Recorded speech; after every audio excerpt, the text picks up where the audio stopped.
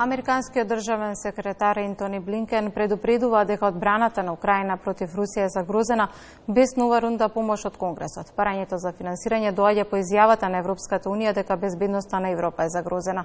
Во дневникот го имаме Мартин Николовски од Гласот на Америка во Вашингтон. Мартин?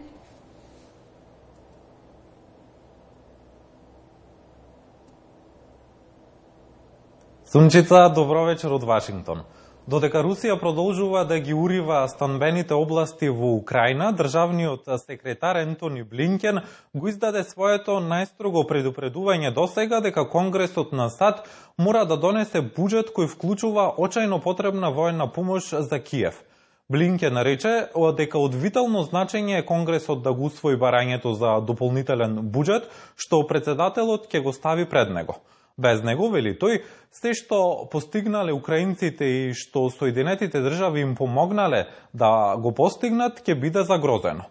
Експертот Майкл Кимач за Гласот на Америка изјави дека поранешниот председател и републикански председателски фаворит Доналд Трамп има значително влијание врз членовите на представничкиот дом предводен од републиканците, кои го задржуваат буџетот поради како што велат загриженоста за имиграцијата и безбедноста на јужната граница на САД со Мексико. Мартин, каков е ставот на републиканците за носењето на буџетот?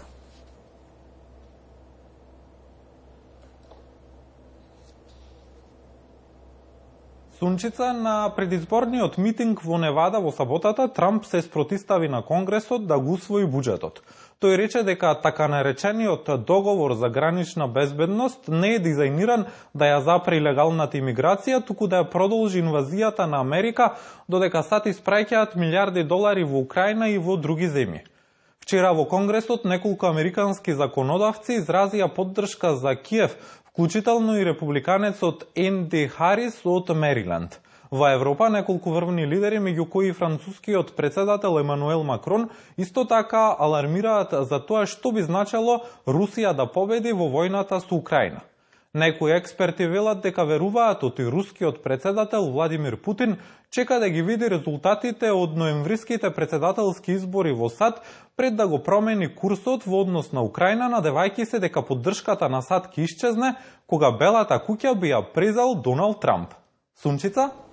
Благодарам, Мартин, за вклучувањето во дневникот. Мартин Николовски се јави од Вашингтон. Се зголемува